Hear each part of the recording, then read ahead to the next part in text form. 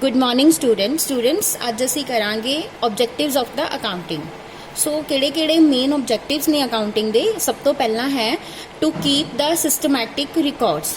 Accounting क्यों करते हैं असी? अकाउंटिंग इसलिए करते हैं कि असी जिन्नियां भी साडियां फाइनैशियल ट्रांजैक्शंस ने उन्हां नूं सिस्टमैटिकली उन्हां दा रिकॉर्ड जिहड़ा आ ओह मेनटेन किया जा सके। और अगर असी अकाउंटिंग नहीं करांगे तो ये बहुत ही डिफिकल्ट हो जाएगा किसी भी परसन दे लई अपनियां सारियां फाइनैशियल ट्रांजैक्शंस नूं याद रखना।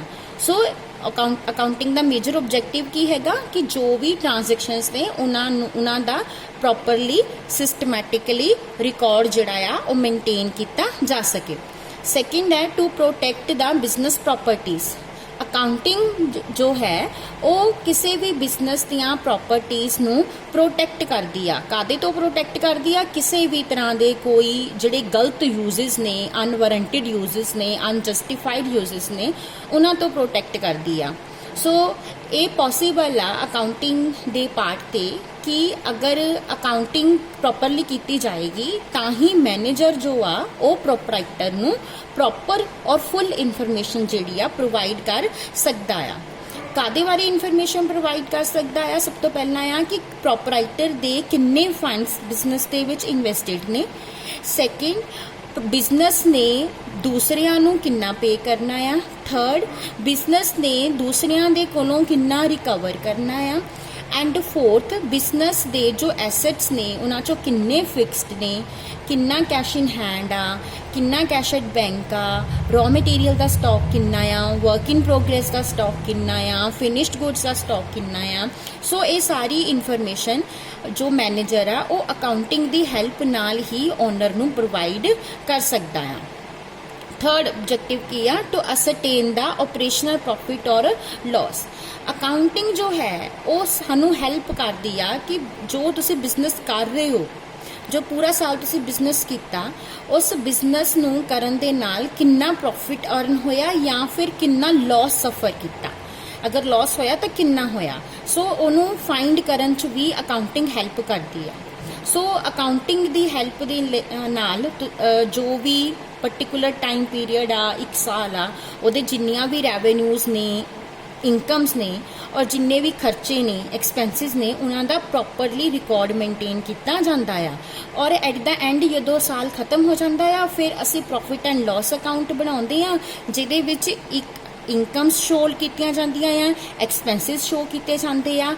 और अगर इनकम्स जिहड़ियां ने वो एक्सपेंसिस नालों ज़्यादा ने तो प्रॉफिट हुंदा आ, और इन केस एक्सपेंसिस इनकम नालों ज़्यादा ने तो फिर लॉस हुंदा आ।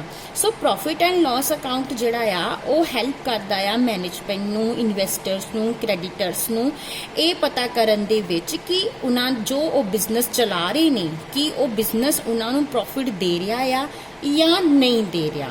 अगर उन्होंने लगता है कि बिजनेस प्रॉफिट दे रहा है तो फिर वो अपने जो अफेयर्स ने उन्होंने इन्वेस्टिगेट करते हैं और प्रॉपर अगर प्रॉफिट्स घट ने तो प्रॉपर रेमेडियल स्टैप्स भी ले जा सकते हैं। नैक्सट है फोर्थ है to ascertain the financial position of the business. Profit and loss account जिहड़ा बनाया जाता है वो तो ये दसदा है कि एक बिजनेस ने एक पर्टिकुलर टाइम पीरियड दे विच एक साल दे विच कितना प्रॉफिट अर्न किया या कितना लॉस फेस किया। बट सिर्फ प्रॉफिट या लॉसेस पता करने ही सफिशिएंट नहीं होंगे, बल्कि बिजनेस ने at the end of a year ये भी देखना होंदा कि उहदी फाइनैशियल पोजीशन की आ, वेयर ही स्टैंड, वो कित्थे खड़ा आ, वेयर ही ओज, वट ही ओज, उन्हें किन्ने पैसे लेने आ, किन्ने पैसे देने आ। सो अकाउंटिंग दी हेल्प दे नाल अगर असी अकाउंटिंग करते हैं तो उहदे नाल की है कि बैलेंस शीट बनाई जाती है जिन्हों की पोजीशन स्टेटमेंट भी कहते हैं। सो बैलेंस शीट वो स्टेटमेंट आ जिहड़ी कि business they assets and liabilities नूं पर्टिकुलर डेट ते डिस्कलोज करती है कि at the end of year इन्ने बिजनेस दे एसेट्स ने, एसेट्स मीनस प्रॉपर्टीज, इन्ने बिजनेस दियां लाइबिलिटीज ने, लाइबिलिटी मीनस देनदारियां जिहड़ियां कि बिजनेस ने पे करने ने। सो इहदे नाल की आ कि बिजनेस दी की फाइनैशियल हेल्थ आ वो भी पता लग जाती है।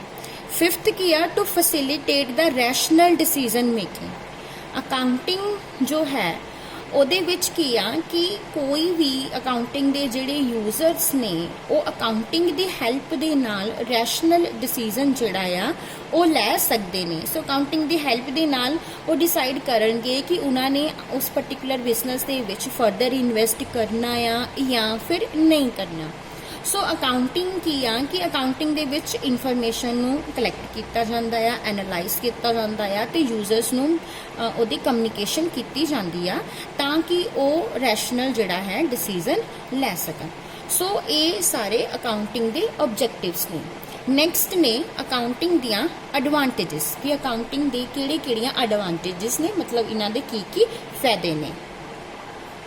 ਫਸਟ ਆਫ ਆਲ ਆ replacement of memory. Human memory, ਇਨਸਾਨ ਦੀ ਮੈਮਰੀ ਲਿਮਿਟਿਡ ਆ। ਤੁਸੀਂ ਲਿਮਿਟਿਡ ਇਨਫੋਰਮੇਸ਼ਨ ਨੂੰ ਹੀ ਉਹਦੇ ਵਿੱਚ ਸਟੋਰ ਕਰਕੇ ਰੱਖ ਸਕਦੇ ਹੋ। ਕੋਈ ਵੀ ਫਾਈਨੈਂਸ਼ੀਅਲ ਟ੍ਰਾਂਜੈਕਸ਼ਨਸ ਨਹੀਂ ਤੁਸੀਂ ਵੱਧ ਤੋਂ ਵੱਧ 1 ਦਿਨ ਦੀਆਂ, 10 ਦਿਨ ਦੀਆਂ ਜਾਂ ਮਹੀਨੇ ਦੀਆਂ ਯਾਦ ਕਰਕੇ ਰੱਖ ਸਕਦੇ ਹੋ ਵੀ ਕਿਹੜੇ ਦਿਨ ਕੀ ਹੋਇਆ, ਬਟ ਕੀ ਤੁਸੀਂ ਪੂਰੇ ਸਾਲ ਦੀਆਂ ਟ੍ਰਾਂਜੈਕਸ਼ਨਸ ਯਾਦ ਕਰਕੇ ਰੱਖ ਸਕਦੇ ਹੋ? ਨਹੀਂ। ਸੋ ਅਕਾਊਂਟਿੰਗ ਕੀ ਆ, ਉਹ ਮੈਮਰੀ ਦੀ ਰਿਪਲੇਸਮੈਂਟ ਆ ਕਿ ਤੁਹਾਨੂੰ ਉਹ ਟ੍ਰਾਂਜੈਕਸ਼ਨਸ ਨੂੰ ਯਾਦ ਰੱਖਣ ਦੀ ਜ਼ਰੂਰਤ ਨਹੀਂ ਆ, ਉਹਨਾਂ ਦਾ ਪ੍ਰੋਪਰਲੀ ਰਿਕਾਰਡ ਮੇਨਟੇਨ ਕਰ ਲਿਆ ਗਿਆ ਆ। ਜਦੋਂ ਵੀ ਤੁਹਾਨੂੰ ਕੋਈ ਵੀ ਇਨਫੋਰਮੇਸ਼ਨ ਚਾਹੀਦੀ ਹੋਏਗੀ ਉਸ ਰਿਕਾਰਡ ਦੇ ਵਿੱਚੋਂ ਉਹ ਚੈੱਕ ਕਰ ਲਈ ਜਾਏਗੀ। ਸੈਕਿੰਡ ਆ ਹੈਲਪਫੁਲ ਇਨ ਟੈਕਸ ਅਸੈਸਮੈਂਟ। ਬਹੁਤ ਸਾਰੇ ਕੇਸਿਸ 'ਚ ਕੀ ਹੁੰਦਾ ਆ ਕਿ ਹਰ ਬਿਜ਼ਨਸ ਨੂੰ ਇਨਕਮ ਟੈਕਸ ਪੇ ਕਰਨਾ ਪੈਂਦਾ ਆ, GST ਪੇ ਕਰਨੀ ਪੈਂਦੀ ਆ ਗਵਰਨਮੈਂਟ ਨੂੰ। ਸੋ ਟੈਕਸ ਅਗਰ ਕੈਲਕੂਲੇਟ ਕਰਨਾ ਆ ਉਹਦੇ ਲਈ ਵੀ ਸਾਨੂੰ ਅਕਾਊਂਟਸ ਚਾਹੀਦੇ ਨੇ ਐਜ਼ ਅ ਬੇਸ। ਅਕਾਊਂਟਸ ਦੇ ਬੇਸਿਸ ਤੇ ਹੀ ਅਸੀਂ ਜੋ ਆ ਟੈਕਸ ਨੂੰ ਕੈਲਕੂਲੇਟ ਕਰਦੇ ਆ। ਸੋ ਜੋ ਵੀ ਟੈਕਸ ਅਥਾਰਟੀਜ਼ ਨੇ ਜਦੋਂ ਵੀ ਉਹ ਤੁਹਾਡਾ ਟੈਕਸ ਚੈੱਕ ਕਰਨਗੀਆਂ ਕਿ ਤੁਸੀਂ ਪ੍ਰੋਪਰਲੀ ਪੇ ਕੀਤਾ ਜਾਂ ਨਹੀਂ ਕੀਤਾ, ਤੇ ਉਹ ਤੁਹਾਡੇ ਅਕਾਊਂਟਸ ਨੂੰ ਚੈੱਕ ਕਰਨਗੇ ਕਿ ਇਹਨਾਂ ਦੇ ਅਕਾਊਂਟਸ ਪ੍ਰੋਪਰਲੀ ਮੇਨਟੇਨਡ ਹਨ ਜਾਂ ਨਹੀਂ ਹਨ। ਥਰਡ ਹੈ ਪ੍ਰੀਵੈਂਟ ਦਾ ਫਰਾਡ। ਅਗਰ ਪ੍ਰੋਪਰਲੀ ਅਕਾਊਂਟਸ ਮੇਨਟੇਨ ਕੀਤੇ ਜਾਣਗੇ ਤਾਂ ਉਹਦੇ ਨਾਲ ਕਿਸੇ ਵੀ ਤਰ੍ਹਾਂ ਦੀਆਂ ਕੋਈ ਮਿਸ ਐਪਰੋਪ੍ਰੀਏਸ਼ਨਸ ਜਾਂ ਫਰਾਡਸ ਜਿਹੜੇ ਆ ਉਹਨਾਂ ਤੋਂ ਬਚਿਆ ਜਾ ਸਕਦਾ ਆ। ਕੋਈ ਵੀ ਅਗਰ ਬੇਈਮਾਨ EMPLOYEE ਹੈਗਾ ਆ ਤਾਂ ਉਹਦੇ ਕੋਲ ਕੋਈ ਓਪਰਚੁਨਿਟੀ ਨਹੀਂ ਰਹੇਗੀ ਵੀ ਕੈਸ਼ ਨੂੰ ਇੱਧਰ ਉੱਧਰ ਕਰਨ ਦੀ ਜਾਂ ਸਮਾਨ ਨੂੰ ਇੱਧਰ ਉੱਧਰ ਕਰਨ ਦੀ, ਅਗਰ ਹਰ ਫਾਈਨੈਂਸ਼ੀਅਲ ਟ੍ਰਾਂਜੈਕਸ਼ਨਸ ਨੂੰ ਪ੍ਰੋਪਰਲੀ ਰਿਕਾਰਡ ਕੀਤਾ ਜਾ ਰਿਹਾ ਆ। ਫੋਰਥ ਹੈ ਬਿਜ਼ਨਸ ਵੈਲਿਊਏਸ਼ਨ। ਹੁਣ ਅਗਰ ਤੁਸੀਂ ਆਪਣਾ ਕੋਈ ਬਿਜ਼ਨਸ ਵੇਚਣਾ ਚਾਹੁੰਦੇ ਹੋ ਤਾਂ ਉਹਨੂੰ ਵੇਚਣ ਦੇ ਲਈ ਤੁਸੀਂ ਉਹਦੀ ਵੈਲਿਊ ਕੈਲਕੂਲੇਟ ਕਰਨੀ ਆ ਵੀ ਇਹ ਕਿੰਨੀ ਵੈਲਿਊ ਦਾ ਬਿਜ਼ਨਸ ਆ। ਸੋ ਅਕਾਊਂਟਿੰਗ ਜਿਹੜੀ ਆ ਉਹ ਵੈਲਿਊ ਨੂੰ ਕੈਲਕੂਲੇਟ ਕਰਨ ਦੇ ਵਿੱਚ ਹੈਲਪ ਕਰਦੀ ਆ। ਫਿਫਥ ਆ ਹੈਲਪਸ ਇਨ ਡੈਟ ਕਲੈਕਸ਼ਨ। ਜਦੋਂ ਕੋਈ ਵੀ ਬਿਜ਼ਨਸਮੈਨ ਉਧਾਰ ਤੇ ਸਮਾਨ ਵੇਚਦਾ, ਗੁੱਡਸ ਵੇਚਦਾ ਔਨ ਕ੍ਰੈਡਿਟ, ਤਾਂ ਫਿਰ ਉਹ ਆਪਣੇ ਕਸਟਮਰਸ ਦੇ ਅਕਾਊਂਟ ਓਪਨ ਕਰ ਲੈਂਦਾ ਕਿ ਇਸ ਬੰਦੇ ਨੂੰ ਇੰਨੀਆਂ ਗੁੱਡਸ ਜਿਹੜੀਆਂ ਆ ਉਹ ਕ੍ਰੈਡਿਟ ਤੇ ਉਧਾਰ ਤੇ ਵੇਚੀਆਂ ਗਈਆਂ ਆ। ਸੋ ਜਿੰਨੀ ਵੀ ਉਹਨੇ ਕ੍ਰੈਡਿਟ ਸੇਲ ਕੀਤੀ ਆ ਹਰੇਕ ਕਸਟਮਰ ਦਾ ਉਹਦੇ ਕੋਲ ਅਕਾਊਂਟ ਹੋਏਗਾ, ਔਰ ਜਦੋਂ ਹੀ ਉਹ ਕੈਸ਼ ਰਿਸੀਵ ਕਰੇਗਾ ਕਸਟਮਰ ਦੇ ਕੋਲੋਂ ਤੇ ਉਹ ਉਸ ਅਕਾਊਂਟ ਦੇ ਵਿੱਚੋਂ ਅਮਾਉਂਟ ਜਿਹੜੇ ਹੈਗੇ ਆ ਮਾਈਨਸ ਕਰ ਦੇਗਾ। ਸੋ ਇਸ ਤਰੀਕੇ ਦੇ ਨਾਲ ਜੋ ਬਿਜ਼ਨਸਮੈਨ ਆ ਉਹਨੂੰ ਇਹ ਪਤਾ ਹੋਏਗਾ ਕਿ ਉਹਨੇ ਕਿਹਦੇ ਕੋਲੋਂ ਕਿੰਨੇ ਪੈਸੇ ਲੈਣੇ ਆ ਤੇ ਕਿਹਦੇ ਕੋਲੋਂ ਕਿੰਨੇ ਪੈਸੇ ਉਹ ਲੈ ਚੁੱਕਾ ਆ। ਔਰ ਅਗਰ ਕੋਈ ਬੰਦਾ ਟਾਈਮਲੀ ਪੇਮੈਂਟ ਨਹੀਂ ਕਰ ਰਿਹਾ ਤਾਂ ਉਹਨੂੰ ਰਿਮਾਈਂਡਰ ਭੇਜਿਆ ਜਾ ਸਕਦਾ ਆ ਕਿ ਉਹ ਟਾਈਮਲੀ ਜਿਹੜਾ ਹੈ ਪੇ ਕਰੇ। ਉਸ ਤੋਂ ਬਾਅਦ ਆ ਸਿਕਸਥ ਹੈ ਹੈਲਪਫੁਲ ਇਨ ਪਲਾਨਿੰਗ। ਐਫੀਸ਼ੀਐਂਟ ਮੈਨੇਜਮੈਂਟ ਜਿਹੜੀ ਆ ਉਹ ਪਲਾਨਸ ਦੇ ਬੇਸਿਸ ਤੇ ਚੱਲਦੀ ਆ ਕਿ ਫਿਊਚਰਲੀ ਪਲਾਨ ਤਿਆਰ ਕੀਤੇ ਜਾਂਦੇ ਆ। ਕਿੰਨੀ ਪ੍ਰੋਡਕਸ਼ਨ ਕਰਨੀ ਆ, ਗੁੱਡਸ ਦੀ ਕਿੰਨੀ ਪਰਚੇਸ ਕਰਨੀ ਆ, ਸੇਲ ਕਿੰਨੀ ਕਰਨੀ ਆ, ਮਾਰਕੀਟਿੰਗ ਕਿੰਨੀ ਕਰਨੀ ਆ, ਐਡਵਰਟਾਈਜ਼ਮੈਂਟ ਕਿੰਨੀ ਕਰਨੀ ਆ, ਹਰ ਚੀਜ਼ ਦਾ ਜੋ ਹੈ ਫਿਊਚਰ ਦਾ ਪਲਾਨ ਤਿਆਰ ਕੀਤਾ ਜਾਂਦਾ ਆ। ਬਟ ਪਲਾਨਸ ਜੋ ਨੇ ਉਹ ਕਿਸੇ ਵੀ ਡਾਟੇ ਤੇ ਬੇਸਡ ਹੁੰਦੇ ਨੇ। ਪਲਾਨ ਬਣਾਉਣ ਲਈ ਵੀ ਕਿ ਤੁਸੀਂ ਸੇਲ ਕਿੰਨੀ ਕਰਨੀ ਆ ਤਾਂ ਤੁਹਾਡੇ ਕੋਲ ਪਹਿਲਾਂ ਇੱਕ ਬੇਸ ਹੋਣਾ ਚਾਹੀਦਾ ਵੀ ਇਸ ਸਾਲ ਇੰਨੀ ਸੇਲ ਹੋਈ, ਉਹਦੇ ਅਕੋਰਡਿੰਗ ਹੀ ਤੁਸੀਂ ਪਲਾਨ ਕਰੋਗੇ ਕਿ ਆਪਾਂ ਨੈਕਸਟ ਈਅਰ ਇੰਨੀ ਸੇਲ ਕਰਨੀ ਆ। ਸੋ ਉਹ ਫਿਗਰਸ ਜਿਹੜੀਆਂ ਨੇ ਸੇਲਸ ਦੀਆਂ ਫਿਗਰਸ, ਪਰਚੇਸ ਦੀਆਂ ਫਿਗਰਸ ਤੁਹਾਨੂੰ ਕਿੱਥੋਂ ਮਿਲਣਗੀਆਂ? ਤੁਹਾਡੇ ਅਕਾਊਂਟਸ ਤੋਂ ਮਿਲਣਗੀਆਂ। ਸੋ ਅਕਾਊਂਟਸ ਜਿਹੜੇ ਨੇ ਉਹ ਪਲਾਨਿੰਗ ਦੇ ਵਿੱਚ ਵੀ ਹੈਲਪਫੁਲ ਹੁੰਦੇ ਨੇ। ਨੈਕਸਟ ਆ ਫੰਡ ਰੇਜ਼ਿੰਗ ਬਿਕਮ ਈਜ਼ੀ। ਅਗਰ ਤੁਸੀਂ ਪ੍ਰੋਪਰਲੀ ਬਿਜ਼ਨਸ ਅਕਾਊਂਟਸ ਮੇਨਟੇਨ ਕੀਤੇ ਹੋਏ ਆ ਤਾਂ ਤੁਹਾਡੇ ਲਈ ਕੋਈ ਵੀ ਫੰਡਸ ਰੇਜ਼ ਕਰਨੇ ਬਹੁਤ ਸੌਖੇ ਹੋ ਜਾਏਗੀ। ਕੋਈ ਵੀ ਬੈਂਕ ਜੋ ਆ ਜਾਂ ਫਾਈਨੈਂਸ਼ੀਅਲ ਕੰਪਨੀ ਜੋ ਆ, ਫਾਈਨਾਂਸ ਕੰਪਨੀਜ਼ ਜੋ ਆ ਈਜ਼ੀਲੀ ਲੋਨ ਦੇ ਦੇਣਗੀਆਂ ਉਸ ਕੰਪਨੀ ਨੂੰ, ਉਸ ਆਰਗੇਨਾਈਜੇਸ਼ਨ ਨੂੰ ਜਿਸਨੇ ਪ੍ਰੋਪਰਲੀ ਅਕਾਊਂਟਸ ਮੇਨਟੇਨ ਕੀਤੇ ਹੋਏ ਆ।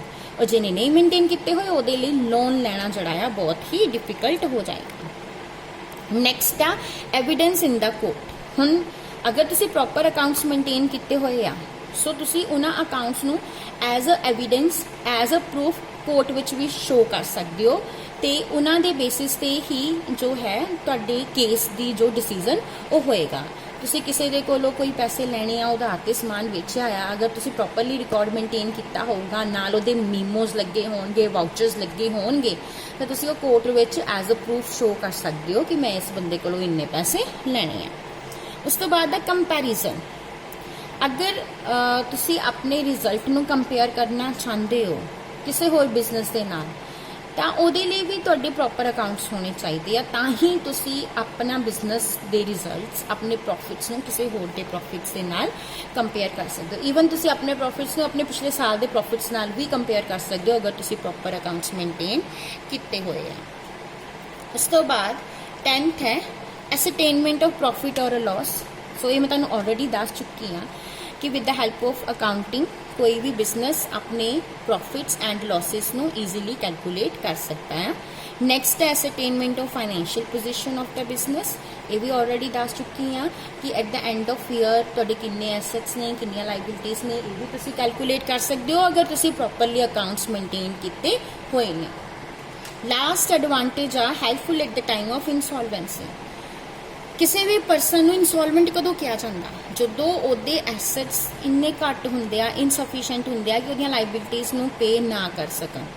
ਸੋ ਇਨਸੋਲਵੈਂਸੀ ਦੇ ਟਾਈਮ ਤੇ ਤਾਂ ਹੀ ਜੋ ਤੁਹਾਡਾ ਇਨਸੋਲਵੈਂਸੀ ਦਾ ਪ੍ਰੋਸੀਜਰ ਹੁੰਦਾ ਆ ਤਾਂ ਇੱਕ ਕੋਰਟ ਵੱਲੋਂ ਅਫੀਸ਼ੀਅਲ ਅਸਾਈਨਰ ਅਪਾਇੰਟ ਕੀਤਾ ਜਾਂਦਾ ਆ ਜਿਹੜਾ ਕਿ ਤੁਹਾਡੀ ਸਾਰੀ ਪ੍ਰਾਪਰਟੀ ਨੂੰ ਸੋਲਡ ਕਰਕੇ ਲਾਇਬਿਲਿਟੀਜ਼ ਨੂੰ ਪੇ ਕਰਦਾ ਆ।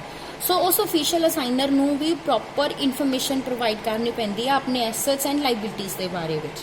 ਅਗਰ ਤੁਸੀਂ ਪ੍ਰੋਪਰ ਅਕਾਊਂਟ ਮੇਨਟੇਨ ਨਹੀਂ ਕੀਤੇ ਹੋਏ ਤਾਂ ਉਹ ਇਨਫੋਰਮੇਸ਼ਨ ਪ੍ਰੋਵਾਈਡ ਕਰਨੀ ਮੁਸ਼ਕਿਲ ਹੋ ਜਾਏਗੀ। ਸੋ ਇਸ ਲਈ ਪ੍ਰੋਪਰ ਅਕਾਊਂਟਸ ਜਿਹੜੇ ਹੈਗੇ ਨੇ ਉਹ ਇਨਸੋਲਵੈਂਸੀ ਦੇ ਵਿੱਚ ਵੀ ਹੈਲਪਫੁਲ ਹੁੰਦੇ ਨੇ ਤਾਂ ਕਿ ਅਫੀਸ਼ੀਅਲ ਅਸਾਈਨਰ ਜੋ ਹੈ ਉਹ ਈਜ਼ੀਲੀ ਤੁਹਾਡੇ ਐਸੈਟਸ ਐਂਡ ਲਾਇਬਿਲਿਟੀਜ਼ ਨੂੰ ਵੈਲਿਊ ਕਰ ਸਕੇ। ਸੋ ਆਈ ਹੋਪ ਸਟੂਡੈਂਟਸ ਤੁਹਾਨੂੰ ਕਲੀਅਰ ਹੋ ਗਿਆ ਹੋਊਗਾ ਕਿ ਅਕਾਊਂਟਿੰਗਸ ਦੇ ਵੇਰੀਅਸ ਆਬਜੈਕਟਿਵਸ ਕੀ ਨੇ, ਕਿਉਂ ਕੀਤੀ ਜਾਂਦੀ ਆ, ਮਕਸਦ ਕੀ ਆ ਕਰਨ ਦਾ, ਤੇ ਕਿਹੜੇ ਫਾਇਦੇ ਨੇ ਅਕਾਊਂਟਿੰਗ ਕਰਨ ਨਾਲ, ਕੀ ਫਾਇਦਾ ਹੁੰਦਾ ਆ। Next limitations of accounting the topic ਜੋ ਹੈ ਉਹ ਅਸੀਂ ਨੈਕਸਟ ਲੈਕਚਰ ਦੇ ਵਿੱਚ ਕਰਾਂਗੇ। Thank you.